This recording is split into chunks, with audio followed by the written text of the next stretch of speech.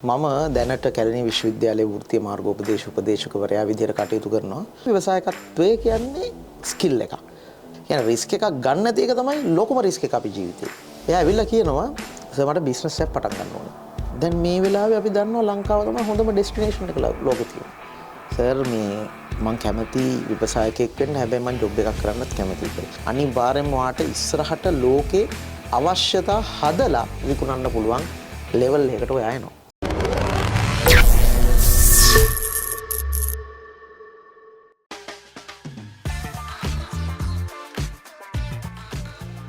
ඔබ මේදා ඔබත් සමඟ බෙදා හදාගත්තේ ලියවරුන්ගේ නායකත්ව ගමන්මක් ගැන. ඉතින් නායකයෙකු වෙන්නට ආසාවෙන් සිටින ඔබට සූදානම් වෙන්න ඔබට ඒ මොහොත පිටුවහලක් වෙන්නට ඇති කියලා අප විශ්වාස කරනවා. ඉතින් අද ලියෝපල්සි තියෝ කැලුම්නි ව්‍යාපෘතිය හරහා අප සූදානම් වන්නේ වෙනස්ම සාකච්ඡාවකට. ඒ කාලෝචිත මාතෘකාවක් ඔස්සේ මේ සාකච්ඡාව සිදු කිරීමට නියමිතයි. ව්‍යවසායකත්වය ලියෝපල්සි තියෝ කැලුම්නයි ව්‍යාපෘතිය ඔස්සේ අද අපි කතා කරන්නට යන්නේ ව්‍යවසායකත්වය පිළිබඳ. ඉතින් ඒ පිළිබඳව කතා කරන්නට ඒ පිළිබඳව වැඩිදුර සාකච්ඡාවකට යමු වෙනට අපිත් සමගද ඒ සඳහා සුදුසුම් පුද්ගලයෙක් සම්බන්ධ වෙලා ඉන්නවා. කැලණි විශ්වවිද්‍යාලීය වෘත්තීය මාර්ගෝපදේශක විරාජ් අබේසිංහ මහතායි අද අපිත් සමග එකතු වෙලා සිටින්නේ. ආයුබෝවන් විරාජ් මහතා. ආයුබෝවන්. හරි. ප්‍රශ්න ටිකට යමු වෙන කලින් විරාජ් මහත්මයා මම කැමතියි ඔබ ගැන ටිකක් දැනගන්න. මම දැනට කැලණි විශ්වවිද්‍යාලයේ වෘත්තීය මාර්ගෝපදේශකවරයා විදිහට කටයුතු කරනවා. මගේ ප්‍රථම උපාධිය මම හදාරන්නේ කොළඹ විශ්වවිද්‍යාලයේ ජාත්‍යන්තර සම්බන්ධතා පිළිබඳ විශේෂ විද්‍ය උපාධිය. ඊට පස්සේ මට ටිකක් නායකත්වය ගැන ඉගෙන ගන්න ඕනේ කියලා හිතුණා. කට්ටියව තරුණයෝ කොහොමද හරියට ඩිරෙක්ට් කරන්න ඉස්සරහට කියලා හිතුණා. ඒ නිසා මම කොයිකා ස්කෝලර්ෂිප් එකකට ඇප්ලයි කරා.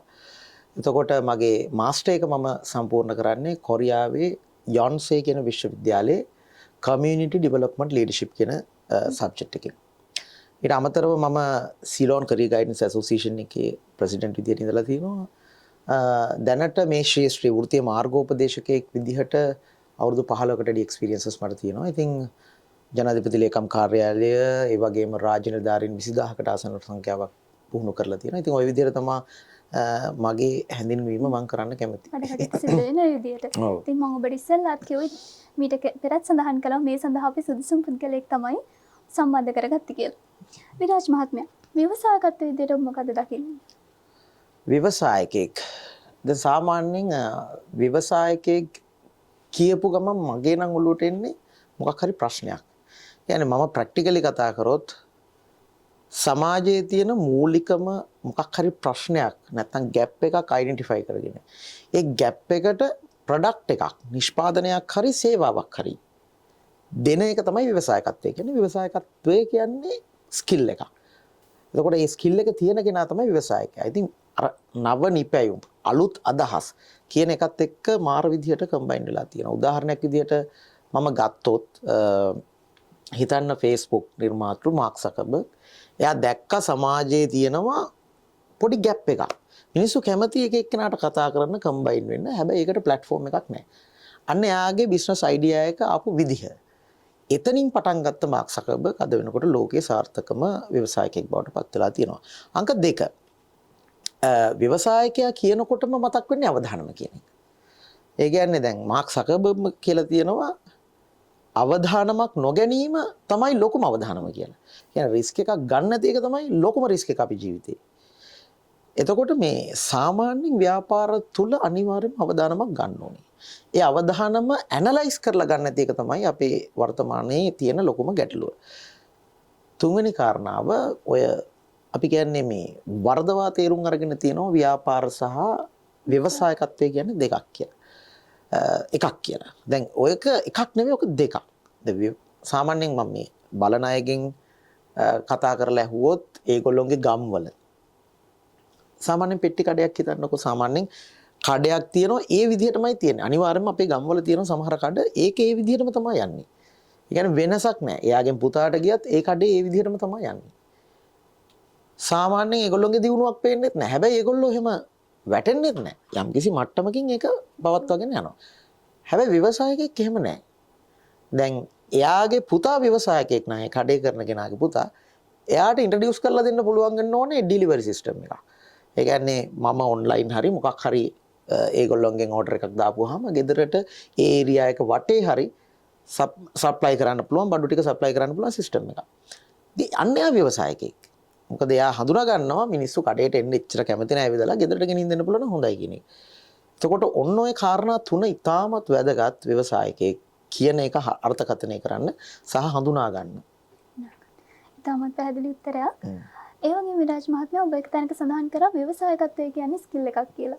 ඊට අමතරව දැන් අපේ බලන් ඉන්න අරබන ප්‍රේක්ෂකයන් කැමති වෙන්න පුළුවන් මම කැමති ඉදිරියට ව්‍යවසායකයෙක් වෙලා මගේ ජීවිතේ ගොඩනගවා ගන්න.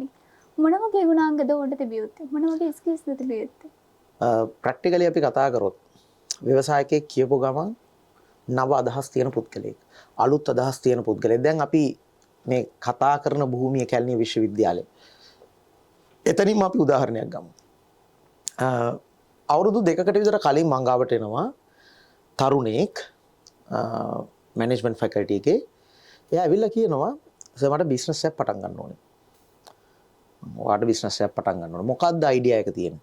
සර් මම දන්නේ නැහැ මම කැමති මිනිස්සු සතුටු කරලා බිස්නස් කරන්න. එහෙනම් මිනිහෙක්ව සතුටු කරලා මට කීයක් හරි earn කරන්න පුළුවන් නම් මං කැමතියි. මං ඇහුවා එයා කොහොමද කෙනෙක්ව සතුටු කරන්නේ?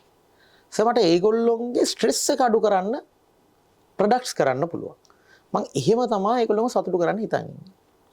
ඊට මම ඔයාලට මොනවා හරි අයිඩියා තියෙනවද මේ ගැන කියලා. ඊට පස්සේ යා කියපු කාරණේ තමයි මම දැක්කා කොරෝනා කාලේදී ඊට පස්සේ අපි දන්න ඔන්ලයින් තාක්ෂණය ඔස්සේ මොනතරම් ලෙක්චර්ස් තියෙනවා.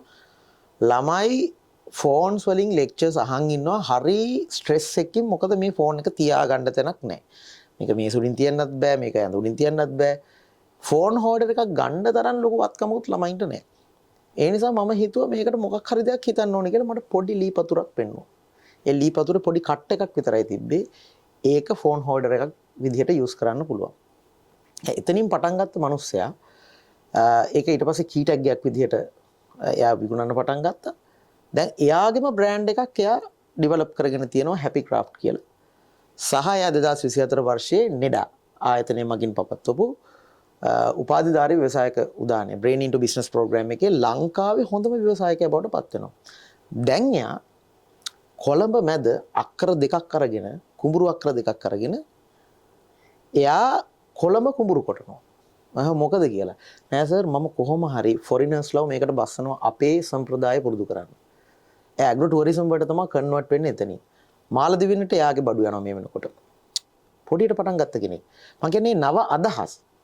ඒක තමයි යාව එන්ටර්ප්‍රනර් කෙනෙක් කරන්න ලොකුම හේතුවක් බවට පත් උනේ. අනිත් එක යාගේ කතාව තුලින්ම ගන්නවා නම් එයා හැම ප්‍රොබ්ලම් එකක්ම දකින්නේ ඔපචුනිටි එකක් විදියට. එයා කීටැක් ගහන්න පටන් ගත්තාන් පස්සේ තවයි කීටැක්ස් ගහන්න පටන් ගත්තා. ඒ විදිහටම. හැබැයි එයා තව ප්‍රශ්න හොයාගෙන ගියා. විවිධ ප්‍රශ්න වලට ප්‍රොඩක්ට්ස් දුන්නා. දැන් උනත් සර්ච් කරලා බලුවොත් එයාගේ හැපි ක්‍රාෆ්ට් කියන පේජ් එකේ එයාගේ ප්‍රොඩක්ට් වැරයිටි එක අපිට බලන්න පුළුවන්. මම කියන්නේ මේ යුනිවර්සිටි එකේම කෙනෙක් හින්දා. එතකොට අරක විතරක් නෙවෙයි. එයා නිතරම මේ තාක්ෂණයත් එක්ක යාවත් කාලින වෙන එකකුත් තියෙනවා. ට්‍රෙන්ඩ් එකත් එක්ක යන එක. දැන් එයා මේ බිස්නස් එක කරගෙන ගිහිල්ලා ඇග්‍රෝ ටුවරිසම් වලට කන්වර්ට් වෙන්නේ. දැන් මේ වෙලාවේ අපි දන්නවා ලංකාව තමයි හොඳම ඩෙස්ටිනේෂන් එක ලෝකේ තියෙන්නේ. ඒතකොට මේ වෙලාවේ ටුවරිස්ට්ලා එනවා. ඒතකොට එයා අර බිස්නස් එකෙන් හම්බ කරන සල්ලි එයා ඉන්වෙස්ට් කරනවා තවත් බිස්නස් එකකට. ඒක ඉතාමත් හොඳ එකක්. අනිත් එක තමයි අවදානමක් ගන්න එක. අවදානම් ගන්න පුළුවන් කෙනෙක් වෙන්න ඕනේ. ඒක හැමෝටම ගන්න බෑ. මම දැකලා තියෙනවා ගොඩක් ළමයි ඇවිල්ලා අපෙන් අහනවා සර් මට බිස්නස් එකක් පටන් ගන්න ඕනේ. මට අයිඩියා එකක් තියෙනවා, මෙහෙම අයිඩියා එකක් තියෙනවා. හැබැයි අපි කොච්චර උපදෙස් දුන්නත් ඒගොල්ලෝ ඒක පටන් ගන්න නැහැ. ඇයි? අවදානම ගන්න බයයි, ආත්ම විශ්වාසයක් නැහැ. ඒ කොන්ෆිඩන්ස් ලෙවල් එක නැත්තම් කොච්චර එන්ටර්ප්‍රනර්ෂිප් ගැන ඉගෙන ගත්තත් වැඩක් නැහැ. යාට ඒක පටන් ගන්න බෑ. ඒකට ඒක අත්‍යවශ්‍ය දෙයක් ඔය අවදානම ගැනීම කියන එක. අනිත් එක තමයි ඒගොල්ලොන්ට තියෙන්න ඕනේ ඉස්සරහ බලලා රිස්ක් එක ඇනලයිස් කරලා ප්‍රොඩක්ට් ප්‍රෙඩික්ට් කරන්න පුළුවන් වෙන්න ඕනේ. මේ ෆෝකාස්ට් කරන්න පුළුවන් වෙන්න ඕනේ. මේ කාලෙ වෙනකොට මේක මට හොඳට මේක ප්‍රොඩක්ට් එක මේව කරගන්න පුළුවන් දැම්ම පටන් ගත්තොත්. ඒකෝට ඉස්සරලාම මේ අවුරුද්දේ මෙන්න මේ ට්‍රෙන්ඩ් එක එනවා කියලා ඇනලයිස් කරොත් එයා දිනනවා අනිවාර්යයෙන්. දැන් මම හොඳම උදාහරණයක් කියන්නම්. 1999 වෙනකොට ජෙෆ් බෙසෝස් කියන්නේ ලෝකේ ප්‍රසිද්ධ කෙනෙක් නෙවෙයි. මම කියන්නේ ඇමේසන්. හරි ප්‍රසිද්ධම කෙනෙක් නෙවෙයි. හැබැයි 2000 වර්ෂයේදී ආ කම්පැනි එකක් පටන් ගන්නවා. හරිද? එතකොට එයා ඒ කම්පැනි එකෙන් ප්‍රෙඩික්ට් කරනවා කවදා හරි දවසක සාමාන්‍යයෙන් අවුරුදු 10ක් 15ක් යනකොට මිනිස්සු හඳට ගිහිල්ලා බලලා එන්න වගේ අවශ්‍යතාවයක් එයි. يعني ටුවරිසම් පැත්ත නිකන් ස්පේස් ටුවරිසම් පැත්තකට කන්වර්ට් වෙයි කියලා. 2000 පටන් ගත්ත ආයතනය 2021 වෙද්දී එයා හරියටම ස්ටැබ්ලිෂ් කරනවා ස්පේස් ටුවරිසම් වලට. ඒක තමයි ප්‍රෙඩික්ට් කරන එක. දැන් මේක අහන් ඉන්න හැමෝටම මම දන්නවා සෑහෙන උණක් තියෙනවා. දැන් එක එක්කිනාගේ කෝට්ස් කියවනවා මේක තමයි බිස්නස් කියන්නේ මේක තමයි අපි කරන්න ඕනේ කියලා. හැබැයි අර කියන දේ නැහැ. ඒ කියන්නේ ඒ ඇනලයිස් එකක් කරන්නේ නැහැ, ඒ අවදානමක් ගන්නෙ නැහැ. එතකොට Tamanට කොන්ෆිඩන්ස් නැහැ මේක පටන් ගන්න. ඉතින් ඒ දේවල් ටික නැත්තම් අර අපි කියන්නේ අන්තිමට මම කියන්න කැමති ඉනිෂියේටිව් ස්කිල් එක කියලා කියන්නේ. දෙයක් ආරම්භ කරන්න බෑ. එතකොට ඒ ස්කිල් එක නැහැ කියන්නේ බිස්නස් එකක් කවදාවත් පටන් ගන්නෙ නැහැ. ඉතින් ඔය කියන දේවල් ඉතාමත් වැදගත් බිස්නස් එකක් ආරම්භ කරනවා නම් හැබැයි ට්‍රැක් එකට වැටුනොත් අර ඉන්දික වගේ හැපි ක්‍රාෆ්ට් නම් මට මතක් කරන්න වෙනවා ලොකු ගමනක් යන්න පුළුවන් ඒ ට්‍රැක් එකකින් අයින් වෙන්නේ නැහැ. ව්‍යවසායකයෙක් වෙන්න මග බලන ඔබට මේ ගුණාංග තියෙනවද කියලා පොඩ්ඩක් හිතලා බලන්න. අපි යමුස තවත් තැනකට.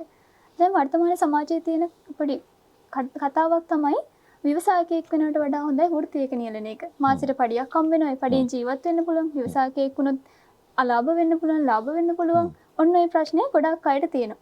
සර් කියන විදිහට, සර් හිතන විදිහට වෘත්තියක නියැලීමද ව්‍යවසායකයෙක් වෙනද වඩාත් හොඳ? ඕක හරි අපි කියන්නේ ටිකක් උත්තර දෙන්න අමාරු ප්‍රශ්නයක්. හැබැයි මම ඒකට උත්තරයක් දෙන්නම්. ওই ප්‍රශ්නේ මගෙන් ඇවිල්ලා අහනවා ගොඩක් අය. සර් මේ මම කැමති ව්‍යවසායකයෙක් වෙන්න හැබැයි මම ජොබ් එකක් කරන්නත් කැමතියි කියලා. මම පුංචි කතාවක් කියන්නම්. ඔය amazon.com නිර්මාතෘවරයා ජෙෆ් බෙසෝස් එයා ප්‍රින්ස්ටන් යුනිවර්සිටි එකේ එයාගේ ඩිග්‍රී එක IT වලින් තමයි කරන්නේ. ඊට පස්සේ මේ එයාගේ පොඩි කාලේ ඉඳන් ආසාව තිබුණාට බිස්නස් එක පටන් ගන්න එයා පටන් ගන්නේ නැහැ. එයා ජොබ් එකකට යනවා. ජොබ් එකකට ගිහිල්ලා අවුරුදු කීපයක් ඒ ජොබ් එකේ උඩරිම growth එකට එයා යනවා.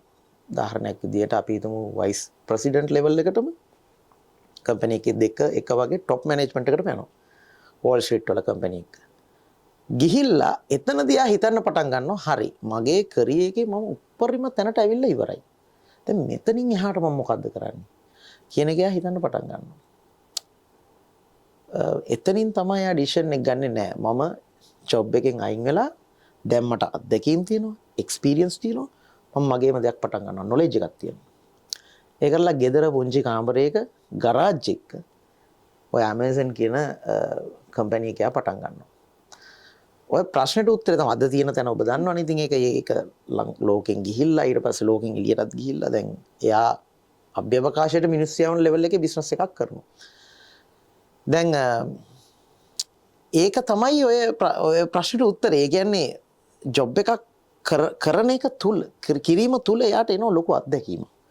මම කියන්නේ අඩුම තරමේ ඉන්ටර්න්ෂිප් එකක් හරි කරන්න ඕනේ බිස්නස් එකක් කරන කෙනෙක්. ඇයි ඒකට හේතුව එයාට එතකොට මිනිස්සුත් එක්ක ගනුදෙනු කරන විදිය ගැන අවබෝධයක් එනවා. ව්‍යාපාරික ලෝකය ගැන අනිවාර්යයෙන්ම ව්‍යාපාරික ලෝකය ගැන නෙට්වර්ක් එකක් හැදෙනවා. අපි හිතමු කෙනෙක් මාකටිං කරන කෙනෙක් එයා හිතන් ඉන්නවා එන්ටර්ප්‍රනර් කෙනෙක් එකපාර වෙන්න. හැබැයි එයා ජොබ් එකක් කරන්නේ නැහැ. හැබැයි එයා බැරි වෙලාවකවත් මාකටිං ෆීල්ඩ් එකකින් ජොබ් එකක් කරොත් එයාට ඒ වෙනකොටත් ලොකු නෙට්වර්ක් එකක් ඩෙවලොප් වෙනවා.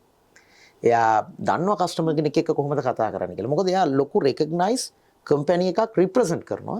එයා දන්නවා ගිහිල්ලා කොහොමද තම ඒ ප්‍රොඩක්ට් එක විකුණන්නේ කියන එක. මේ අත්දැකීම අවුරුදු 5ක් ගත්ත කෙනෙක්ට ව්‍යාපාර ලෝකයේ ඉස්සරහට එන එක ලොකු කජ්ජක් නෙවෙයි. ඉතින් මගේ උත්තරය තමයි අහන ප්‍රශ්නෙට කරන්න පුළුවන් නම් හොඳයි. අවුරුදු කිහිපයක් මොකද එතකොට මාකටිං ගැන එයා දැනගන්නවා. එයා HR එකත් එක්ක වැඩ කරද්දී HR එක ගැන දැනගන්නවා. මේ අපි මේ බිස්නස් එකක් කියලා කියන්නේ මේ gedara පොඩි මොන හරි කහකුඩු පැකට් එකක් හදලා කකඩේට දාන එකක් නෙවෙයිනේ. කියන්නේ ඒකත් හොඳයි. හැබැයි එතනින් එහාට ගෙනියන්නනේ අපි හදන්නේ බිස්නස් එකක් කියපුවාම ඒ කහකුඩු පැකට් එකම පිටරටත් ගෙනහිල්ලා ඒක බ්‍රෑන්ඩ් කරලා තමන්ගේ බ්‍රෑන්ඩ් එකක් මේ හදන්නනේ හදන්නේ. ඉතින් එතනදී අත්දැකීම් කියන එක ඉතාමත් වැදගත්. ලෝකේ සාර්ථක වෙච්ච ගොඩාක් ව්‍යවසායකයෝ කලින් හොඳ එම්ප්ලොයර්ස්ලා. ඒ කියන්නේ හොඳට සාර්ථක වෙච්ච තමන්ගේ රැකියාව තුළ සාර්ථක වෙච්ච අය. ඉතින් මම හිතනවා රැකියාවක් තුලින් අත්දැකීම් ලබා ගනිමින් මේ ව්‍යාපාරය ආරම්භ කරන්න ඕනේ. තැනක් එයි එහෙම පටන් ගත්තයින් පස්සේ දැන් මම කරන්නේ මගේ ව්‍යාපාරෙද ජොබ් එකද? අන්න එතනදී ඩිසිෂන් එක ගන්න. මම හිතනවා ඒ ප්‍රශ්නේම තිබිච්ච අනිත් අයටත් ඒක ලොකු පැහැදිලි පිළිතුරක් වෙන්න ඇති කියලා. සර් ඊළඟට මම කැමතියි දැනගන්න දැන් ව්‍යවසායකයෙක් විදියට මේ ශ්‍රී ලංකාව ඇතුලේ ලෝකයයි ශ්‍රී ලංකාවේ යන හරි තාම ශ්‍රී ලංකාවේ තියෙන ලොකු ගැටලු කිහිපයක් ව්‍යවසායකයෙක් විදියට ශ්‍රී ලංකාව ඇතුලේ සර්වයිව් වෙන්න හදන කෙනෙක්ට එන්නේ මොන වගේ ගැටලුද බහුල මොන දෙන්න සිදු වෙලා තියෙන්නේ? මූලිකම ගැටලුව තමයි ප්‍රාග්ධනය කැපිටල් එක. ඒ කියන්නේ කැපිටල් එක ගැන තියෙන මේ මං කියන්නේ වැරදි අර්ථ ගැන්වීම සහ වැරදි අවබෝධයන් තමා ව්‍යවසායකයෙක්ට තියෙන ලොකුම අභියෝගය මම දකින විදිහට. ඒ කියන්නේ ගොඩක් අය හිතනවා ලොකු කැපිටල් එකක් නැතුව අපිට බිස්නස් එක පටන් ගන්න බෑ කියලා. මට පටන් ගන්න බෑනේ බිස්නස් එක කැපිටල් එකක් නැහැනේ. දැන් එයා බලන්නේ නැහැ පුංචි කඩයක් දාන්න නෙමෙයි එයා බලන්නේ. මගේ ටාගට් එක තමයි සුපර් මාකට් එකක් හදන එක. හැබැයි අපි හොඳටම දන්නවා එක පාට සුපර් මාකට් හදන්න බෑ. අපි සුපර් මාකට් හදන්න කලින් පෙට්ටි කඩයක් හරි කරලා චුට්ට තමයි ඒක ඩෙවලොප් කරගන්න ඕනේ කියන එක. පැහැදිලි අභියෝගයක් තියෙනවා ඒකටත් ප්‍රාග්ධනය එකතු කර ගැනීමට. ප්‍රාග්ධනය කියන එක ලොකු අභියෝගයක් බවට පත් වෙලා තියෙනවා තරුණයෙක්ට ව්‍යවසායකයෙක් විදිහට නැගින්න. හැබැයි සාර්ථක ව්‍යවසායකයෙක් එකපාරට ලෝන් අරගෙන බිස්නස් පටන් ගන්නෙ නැහැ. තමන්ගේ තියෙන රිසෝසස් ටික හොඳට ඇනලයිස් කරලා ඉවරලා ඒ රිසෝස් එක පටන් ගන්න පුළුවන් බිස්නස් එක තමයි පටන් ගන්න. සමහරට එයාගේ ටාගට් එක බිස්නස් එක කවදා හරි දවසක සුපර් මාකට් එකක් පටන් ගන්න එක වෙන්න පුළුවන්. හැබැයි ඔයාලා ඇනලයිස් කරන්න ඕනේ දැම්මට පටන් ගන්න පුළුවන් බිස්නස් එක මොකක්ද? එතනදී ඔය කැපිටල් එක කියන එක ලොකු ප්‍රශ්නයක් වෙන්නේ නැහැ. අපි හිතමු ඔබ මේ විද්‍යාර්ථියෙක්. ඔබට ඕනනම් මොකුත් හම්බුනේ නැතත් හෙට ඔබට ක්ලාසස් පටන් ගන්න පුළුවන්. රුපියලක් මේ මොහොතේ අතේ නැතත් හෙට ක්ලාස් එකක් පටන් ගන්නවට රුපියලක්වත් යන්නේ නැහැ. හෙට අපි හිතමු ළමෙක් ආව දෙන්නෙක් ආව කියලා. එතනින් ආදායමක් තමයි එන්නේ. එතකොට ඒ හරහා තමයි ටික අපි අපේ බිස්නස් එකට අවශ්‍ය කැපිටල් එක හදා ගන්න ඕනේ. ඒ හදා ගන්න ගමන් අර මදි පාඩුවට ලෝන් එකක් ගත්තට ප්‍රශ්නයක් නැහැ. තව එකක් කියන්න මම උදාහරණයක් විදිහට කැපිටල් එකට දැන් කැපිටල් එකක් නැහැ කියලා හිතනවා නම් ඕන තරම් කම්පිටිෂන්ස් දැන් තියෙනවා. යුනිවර්සිටි එක ඇතුළෙම ගොඩක් කම්පිටිෂන්ස් තියෙනවා. හොඳම බිස්නස් අයිඩියා එක පිච් කරන කෙනාට සල්ලි දෙනවා. හරි. ඊට අමතරව දැන් අර බ්‍රේන් ඉන්ටු බිස්නස් කියන ප්‍රෝග්‍රෑම් එක. ඒක විශ්වවිද්‍යාල 13ේම වෘත්තීය පුහුණු ආයතන හැම එකකම යනවා. ඔබට නිවැරදිම මම කියන්නේ හොඳටම අයිඩියා එකක් තියෙනවනේ බිස්නස් එකක් පටන් ගන්න. ඒක පොඩ්ඩක් හරි ඉම්ප්ලිමන්ට් කරලා තියෙනවා නම් ඔයාලට පුළුවන් ඒක ප්‍රසන්ට් කරලා අඩුම ලක්ෂ 2.5ක ග්‍රාන්ට් එකකට යන්න. ග්‍රාන්ට් එකක් කියන්නේ ආයෙ ගෙවන්න අවශ්‍ය නැහැ. ඒක ව්‍යවසායක සංවර්ධන අධිකාරියෙන් දෙන්නේ. ඉතින් ඒ වගේ අවස්ථා තියෙනවා. ඔපචුනිටිස් තියෙනවා. ඉතින් අර එක අභියෝගයක් තමයි ප්‍රාග්ධනය. මම අනිත් පැත්තට එහෙමම කිව්වේ අභියෝගයට කොහොමද ෆේස් කරන්න කියන එක. දෙවෙනි එක තමයි ලොකුම අභියෝගය මාකටිං නොලෙජ් එක. ඒ කියන්නේ ඕන තරම් ක්‍රියේටිව් අයිඩියාස් තියෙනවා. හැබැයි මේ තරුණියට තේරෙන්නේ නැහැ මේ අයිඩියා එක කොහොමද මාකට් කරන්න කියලා. මේකට මම හොඳ උදාහරණයක් දෙන්නම්. මම ඊයේ පෙරේදා මට අවශ්‍යතාවයක් මත මම දරුවෙක්ට කිව්වා ඒත් මේක ඇතුළේම ව්‍යවසායකයෙක් එයාට මේ කිව්වා මම මේ කිරි උතුරන මුට්ටියක් මට පාට කරලා ගෙනත් දෙන්න පුළුවන්ද කියලා. එයා පේන්ටින් කරනවා. එයා ලස්සනට ඒක පාට කරලා ගෙනාවා. එතකොට අවුරුදු දවස් කීපයකට මං හිතන්නේ කලින් පස්සේ අපිට හිතුණා ඒක මාර අයිඩියා එකක් නේ කියලා. කියන්නේ මේ වෙලාවේ කිරි උතුරනවා හැමෝම අවුරුද්දට. හැමතැනම තියෙන්නේ එකම જાතියේ කිරි මුට්ටිය. හැබැයි පාට කරපු කිරි මුට්ටියක් හම්බෙලා නැහැ නේ කවදාවත්. ඊට පස්සේ යා කිරි මුට්ටි 10ක් විතර හදලා ඔන්ලයින් දාලා කොහොම හරි ඒක අලෙවි කරගත්තා. හැබැයි යාම කිව්වා මම මේක කලින් මාකට් කරා නම් මට හොඳ බිස්නස් අයිඩියා එකක් හොඳ ගමනකට යන්න තිබුණා කියන එක. දැන් ඊළඟ අවුරුද්දේ සමහරට මේ අයිඩියා එක ඉම්ප්ලිමන්ට් කරන්න බෑ මේ විදිහට හේතුව මේක කොහේ හරි දැකලා කෙනෙක් ඉම්ප්ලිමන්ට් කරනවා වෙන්න පුළුවන්. ඉතින් අනිත් එක තමයි මම දකින ලොකුම චැලෙන්ජ් එක මේගොල්ලන්ට මාකටිං පිළිබඳ නොලෙජ් එකක් නැහැ. ඒකට මැනේජ්මන්ට් කරන්න ඕනේ නැහැ. මාකටිං ඉගෙන ගන්න මැනේජ්මන්ට් කරන්න ඕනේ නැහැ. මාකටිං ඉගෙන ගන්න ඕන තරම් ෆ්‍රී සෝසස් තියෙනවා. දැන් අද මෙයා ගිහිල්ලා බැලුවොත් මේක බලන කෙනෙක් Google Coursera එකට ගිහිල්ලා මාකටිං ඩිජිටල් මාකටිං වලට අදාළ ෆ්‍රී කෝසස් ඕන තරම් තියෙනවා. දැන් ඒ කෝස් එකක් කරන්න අපි සහතිකයක් ගන්න බලාගෙන නෙවෙයි. අපිට නොලෙජ් එක නෙවෙයි මේකට. එතකොට මේ නොලෙජ් එක අපි ගන්න ඕනේ. විශේෂයෙන්ම වර්තමානයේ ඩිජිටල් මාකටිං and මාකටිං කියන ඒරියාස් වල නොලෙජ් එක නැතුව මාකට් එක කියන්නේ අපිට තරඟ කරන්න අමාරුයි. ඔය කාරණා දෙක ලොකු චැලෙන්ජස් විදිහට දකිනවා මම. ඒ කියන්නේ දැනට අභියෝගයක් විදිහට තියෙන කොහොමත් අර තියෙන ස්ට්‍රක්චර්ලි තියෙන චැලෙන්ජස් ටික හින්දා ડિප්‍රෙස් වෙන්න එපා කියලා තමයි කියලා දෙන්නේ. ඒ කියන්නේ දැන් අපේ සිස්ටම් එකේම චැලෙන්ජස් ටිකක් තියෙනවනේ. තැනකට ගියපුවහම BR එක ටිකක් රෙජිස්ටර් කරගන්න අමාරුයි. දැන් නම් මම හිතන්නේ ඒක ටිකක් ඉක්මනින් වෙනවා. ඉතින් ඒ වගේ දේවල් වල ડિප්‍රෙස් වෙන්නේ නැතුව අපි ඒ ස්ට්‍රක්චර්ලි තියෙනවා අපිට සමහර දේවල් තියෙන චේන්ජ් කරන්න බැරි දේවල්. අපි ඒවා හිමීට ග්‍රැජුවලි චේන්ජ් වෙනවා. හැබැයි ඒ චේන්ජ් වෙන කල අපි හිටියොත් අපේ අයිඩියා එක ඩිලේ වෙනවා. ඒස අපිට පුළුවන් විදියට ඉනිෂিয়েට් කරන්න. සමහර ලාවට ඔයාට මේ වෙලේ තියෙනවා වෙන්න පුළුවන් ලොකු අයිඩියා එකක්. හැබැයි දැන් නිකන් ආපහු තව පාරක් ඇනලයිස් කරලා බලන්න මොකක්ද ඇත්තටම ඔයාට පටන් ගන්න පුළුවන් දේ ඔයාට තියෙන දේවල් වලින් කියලා. එතකොට ඔය චැලෙන්ජස් ඕවර්කම් කරගෙන චුට්ට ඔයාගේ ටාගට් එකට යන්න පුළුවන්. තවත් මට ප්‍රශ්නයක් ආවේ සර් කීප දේ හරහා. සර්ගේ මේ වෘත්තීය ගමන් මාර්ග තුල සර්ට් ඉන්නවද මේ යුනිවර්සිටි එක ඇතුලේ හරි පිටත හරි අමතක නොවන ව්‍යවසායකෙක් සර් මුණ ගැහෙන්නට ආපු? සෑහෙන ප්‍රමාණයක් ඉන්නවා. සාර්ථකම උදාහරණ දෙකක් මම කියන්නම්. දෙන්නවම දන්න හින්දා එක්කෙනෙක් තමයි අර මම කියපු ඉන්දික පුෂ්ප කුමාර හැපි ක්‍රාෆ්ට් එයා නිර්මාතෘ දැන් ෆවුන්ඩර් දැන් එයා මං හිතන්නේ සෑහෙන ලොකුම තත්වයක නැතත් සාමාන්‍ය ලෙවල් එකකට එයාගේ බිස්නස් එක බ්‍රෑන්ඩ් කරලා තියෙනවා. එයාගේ ස්ටෝරි එක මාර ලස්සනයි. අර මම කියව වගේ කලින් ඇවිල්ලා මට පතුරක් පෙන්නලා ලී පතුරක් පෙන්නුවා සර් මට මේකෙන් මොකක් හරි බිස්නස් එකක් පටන් ගන්න ඕනේ කියලා. එයා එදා පටන් ගත්ත එයා දැන් අද වෙනකොට මම කිව්වේ මේ නිව්සීලන්ඩ් එක්කෙනෙක්ව සම්බන්ධ කරගෙන එයාගේ බිස්නස් එකට ආයෝජන අවස්ථාවක් හදාගෙන එයා ඉන්වෙස්ට් කරනවා මෙයාට. එතකොට එහින් මෙහාට ෆොරිනර්ස්ලා එවනවා. ඒ ලින්ක් එක වෙනම හදාගෙන එයා BR එක රෙජිස්ටර් කරගෙන දැන් වෙනම ලෙවල් එක හැපි ක්‍රාෆ්ට් කියන එක තියෙනවා. ඉතින් ඉන්දික එනකොට හිටපු තත්ත්වය නෙමෙයි දැනට තියෙන්නේ. එයාගේ ප්‍රොඩක්ට් වැරයිටිස් ගත්තොත් දැන් 50කට වැඩි. ඉතින් තවත් එයා ඒවා ඩෙවලොප් කරනවා. දෙක අපි හැමෝම දන්න ඔන්ලයින් තොග කඩේ.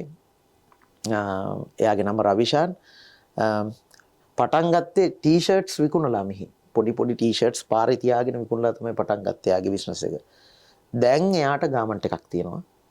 එයා යටතේ 20ක් විතර වැඩ කරනවා ගොකරැල්ලේ.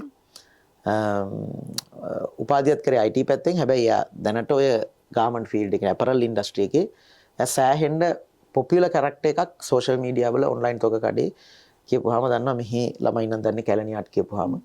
ඉතින් එයාත් අමතක නොවන කෙනෙක්. මොකද එයා ආපු ගමන් මගත් මට මතකයි බයිසිකලේ රෙදි කෑලි බැඳගෙන ඉස්සරලාම චුට්ට පටන් ගත්ත ගමන දැන් වාහන කීපයක් අරගෙන මැෂින්ස් 10කට 15කට අරගෙන ඉතින් එයා එක්සැම්පල් එකක් වෙලා තියෙනවා ඔන්ලයින් බිස්නස් කරන අයට ඔන්ලයින් ඕඩර්ස් කරන අය ඕඩර් කරලා ඇපරල්ස් ගෙන්න ගන්න අයට එයා රෝල් මොඩල් එකක් බවට පත් වෙලා දෙනවා. ඔහුත් මං හිතන්නේ ගිය අවුරුද්දේ හොඳම ව්‍යවසායකයෝ අතරට තේරුණා ව්‍යවසායක සංවර්ධන අධිකාරිය. ඔය උදාහරණ දෙකම මතකයි. තව කෙනෙක් කියන්නම් මාෂි ෆැෂන්. මාෂි ෆැෂන් කියන්නේ කොමර්ස් මැනේජ්මන්ට් ෆැකල්ටි එකේ ඩිග්‍රී එක කරපු ළමෙක්. එයා මංගාවට එන්නේ ජුවලරිස් එක්ක. ඉස්සල්ලාම පොඩි කන්සෙප්ට්ස් ටිකක් එක්ක. දැන් මාෂි ෆැෂන්ස් මං හිතන්නේ ලොකු තැනකට ඇවිල්ලා තියෙනවා. එයාව ඉන්ටර්නැෂනලි රෙකග්නයිස් එන්ටර්ප්‍රෙනර් කෙනෙක් වෙලා ඉන්නවා දැන්. එයාගේ විශේෂත්වය තමයි එයාගේ ජුවලරි එක මට ඕන විදිහට එයා හදලා දෙනවා. ඒ කියන්නේ මාෂි ෆැෂන් මට මතකයි එකපාරක් කිව්වා කොළඹ ඉඳන් කෙනෙක් එයාට අවශ්‍ය මල එවල තිබුණා නැචරල් මලක්. ඒක හරියට මේවල දාලා එවල ඒ මල දාලා එයාට කරාම්පු දෙකක් හදලා දෙන්න කිව්වලු. ඉතින් එයා රෙසින්ස් වලින් තමයි ඉස්සෙල්ලම පටන් ගත්තේ. රෙසින්ස් වලින් ලස්සන කරාම්පු දෙකක් හදලා මට ගෙනල්ලා බැලුවා සර් මම මේ හදපුවා කියලා. දැනට එයා චයිනා, ඉන්දියා ඒ වගේ රටවල් වල එයාගේ ස්ටෝර්ස් දානවා. එයාට හොඳ ඩිමාන්ඩ් එකක් තියෙනවා. තව උදාහරණයක් තියෙනවා මේ සෝයා අයිස්. මම හිතන්නේ එයත් සෑහෙන්න මහන්සි වෙලා තමන්ගේ ව්‍යාපාරය පටන් ගත්ත කෙනෙක්. එයා පටන් අරගෙන මං ගාවට ආවේ.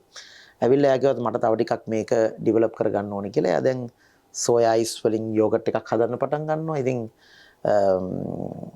ඒ වගේ ගොඩක් මේ උදාහරණ තියෙනවා. ඉතින් අපි මෙතන හැමෝම දන්නවා කැලණිය කැම්පස් එකේ සෝයා මේ විකුණන තැන. ඉතින් එතන සෝයා අයිස් විකුණන තැන ඒ දරුවත් ඉතින් සෑහෙන්න අමාරු ගමනක් ඇවිල්ලා දැන් යම් කිසි ලෙවල් එක තමන්ගේ ව්‍යාපාරය කරගෙන ඉන්නවා.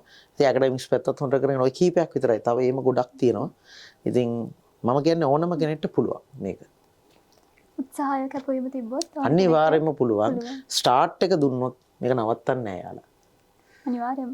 තව ප්‍රශ්නයක් තියෙනවා සර්. අපේ මේ බලන් ඉන්න අයට තියෙන ඇති ප්‍රශ්නයක් දැන් සර් ඉන්න අපේ යුනිවර්සිටි ඔෆ් කැලියට නම් සර් ඉන්න අපිට මොන ප්‍රශ්න තිබ්බත් අපිට පුළුවන් සර් ඇවිල්ලා හම්බෙන්න. යාළුවා හිතන ඇති ඒක. ඔයාලා මේ සර් ඉන්නවා මේ සර් හරහා කොච්චර මේ උපදෙස් ගන්න පුළුවන්ද? බලන් ඉන්න කට්ටියට විවෘත මොනවා හරි දේවල් තියෙනවා Tamanට ගැටලුවක් ආවත් ව්‍යවසායකත්වයේ අනිවාර්යයෙන්ම තියෙනවා. ලංකාවේ තරම් මං හිතන්නේ ව්‍යවසායකත්වය ප්‍රොමෝට් කරන්න ප්ලැට්ෆෝම්ස් හදලා ඇති කියලා වෙන කිසිම රටක. දැන් ඔය කිව්වට ඒ කියන අය කිසිම වෙලාවක ඒගොල්ලන්ගෙන් උදව් අරගෙන නැහැ.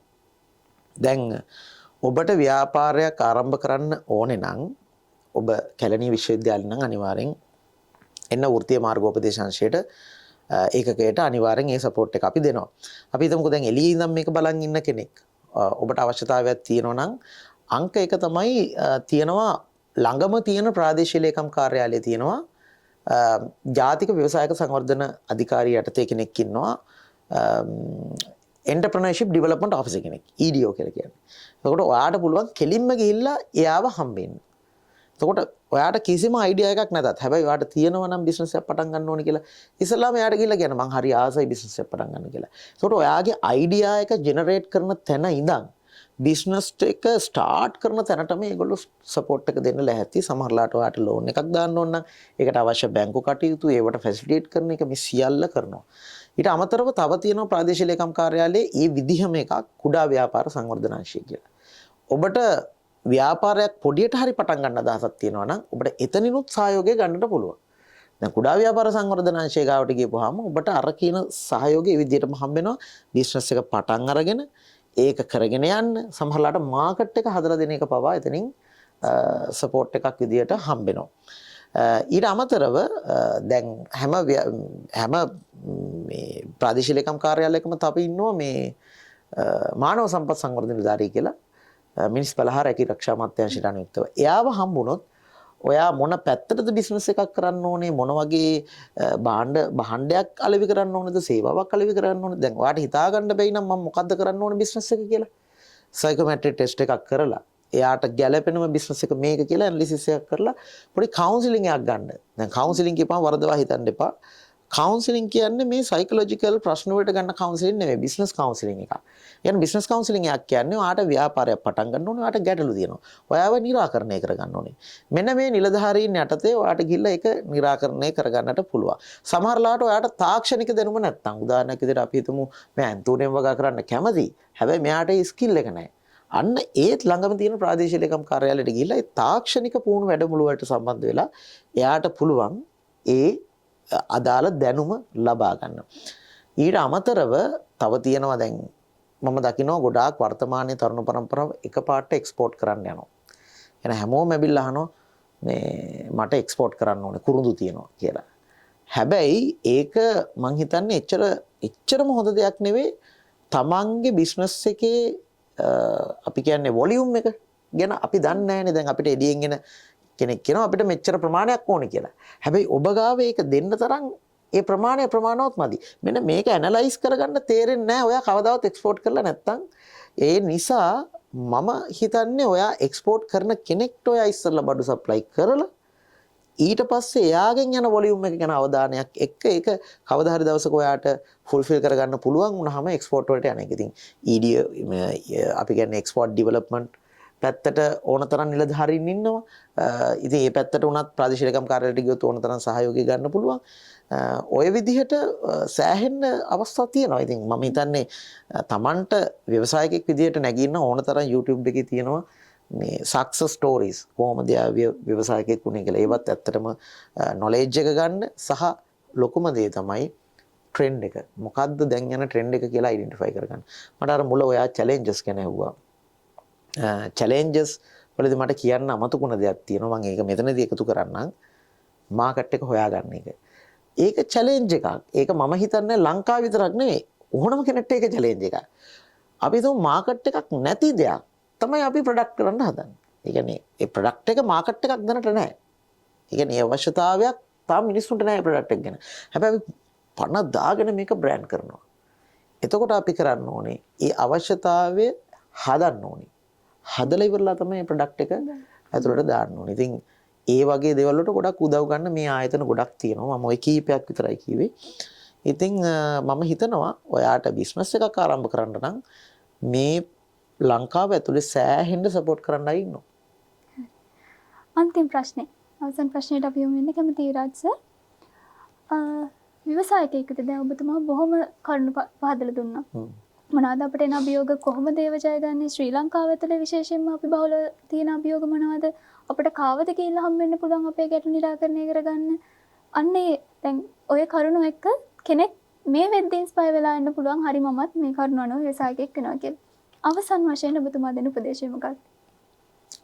මට දෙන්න තියෙන උපදේශය කවදාවත් බිස්නස් එකක් එකපාරින් සාර්ථක වෙන්නේ නැහැ. ඒක දිගටම කරගෙන යන්න ඕනේ. ඔයා මාසයක් විතර කරලා අයියෝ මේක මේ ෆේල් නේ concept එක මං අතින් පාඩුයිනේ කියලා එතනින් ඔයා බිස්නස් එක නවත්තනවා නම් ඇත්තටම ඒක කරන්න හොඳ නැති දෙයක්. මොකද එතනින් තමයි ඔයා බිස්නස් එක ආපහු පටන් ගන්න ඕනේ. මොකද අපි දන්නවා තෝමස් අල්වා එඩිසන් පවා බල්බ් එක හොයාගෙන ඉඳි කී වතාවක් try කරාද කියලා. ඔයා එකපාරින් සක්සස් වෙච්ච අය නෑ. හැබැයි ඉන්නවා.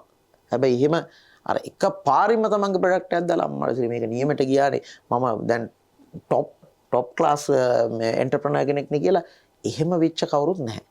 දැන් මට අවසාන වශයෙන් කියන්න තියෙන්නේ දෙයක් අතාරින්න එපා. ඔයා ෆේල් වෙනවා කියලා කියන්නේ ඔයා එතනින් තමයි පළවෙනි ඉගෙනීම ලබා ගන්න. මම ෆේල් කියලා දැනගන්න එතනින්.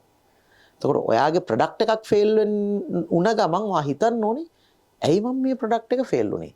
මගේ ක්‍රවුඩ් එකේ අවුලක්ද තියෙන්නේ? මොකක්ද හේතුව? නැත්නම් අර මම කියපු තැන් වලට ගිහිල්ලා මොකක්ද මගේ ප්‍රශ්නේ කියලා අයිඩෙන්ටිෆයි කරගන්න ඕනේ. අන්න ඒ ප්‍රශ්නෙට ඇඩ්‍රස් කරලා ඔයා නැවත ඔයාගේ බිස්නස් එක පටන් ගන්න ඕනේ. සහ ඔයා ප්‍රොමෝට් කරන්න බ්‍රෑන්ඩ් එකක්. ඒ නිසා ඔයාට යුනික් බ්‍රෑන්ඩ් එකක් වෙන්නම වෙනවා. ඔයා මොකක් හරි ප්‍රොඩක්ට් එකක් හරි සර්විස් එකක් හරි ප්‍රොමෝට් කරනවා නම් ඔයාගේ බ්‍රෑන්ඩ් එක සමාජය තුල කිඳා බහින බ්‍රෑන්ඩ් එකක් බවට පත් කරන්න ඕනේ.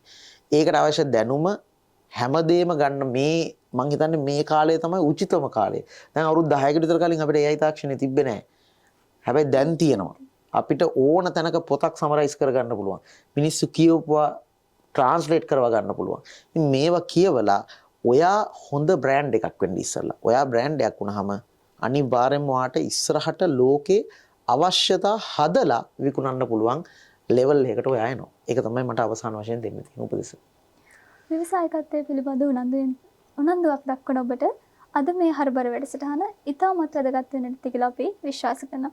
ඉතින් විරාජ් මහත්මයා ලියෝපල් සිතියෝ කැලුනායි සමග සම්බන්ධ වෙලා අපිත් සමග මේ ඉතාම වැදගත් කරුණු කාරණා ඔබතුමාගේ වෙලාවත් කැප කරගෙන අපිත් සමග බෙදා ගැනීම වෙනුවෙන් ඔබතුමාට බෙහෙවින්ම ස්තුතිවන්ත වෙනවා. බොහොම ස්තුතියි. ඒ වගේම ලියෝ කියන්නේ අපි නිතර ළඟින්ම මං හිතන්නේ වැඩ කරන දරුවෝ ටිකක්. ඉතින් මේ කරන වැඩේ මාර වටිනවා. මේ තරුණයෝ වෙනුවෙන් ලියෝ එක ගත්ත ලීඩර්ෂිප් එක මං හිතන්නේ මේක ඉස්සරහටම කරගෙන යන්න අවශ්‍ය ශක්තිය ලැබෙන්න කියලා මම ප්‍රාර්ථනා කරනවා. මොකද ඔයාලා හරියටම අයිඩෙන්ටිෆයි කරන් තියෙනවා තරුණයෝ අතරට කොහොමද හරිම දේ ගෙනියන්නේ කියන එක.